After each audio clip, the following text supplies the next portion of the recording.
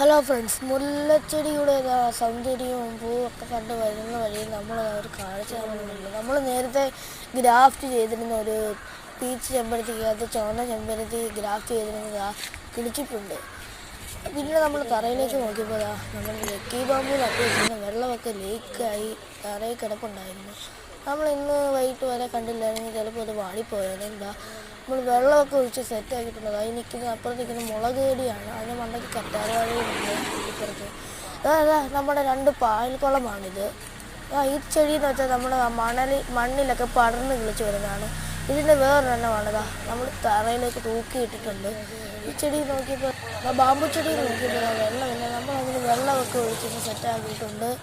ആ വെള്ളം ഒഴിച്ച് സെറ്റാക്കിയ ശേഷം അങ്ങോട്ട് നോക്കിയപ്പോൾ നമ്മുടെ ചീരയാണിത്. ഇത് നമ്മൾ കറിയൊക്കെ വെക്കാൻ ഉപയോഗിക്കുന്ന ചീര.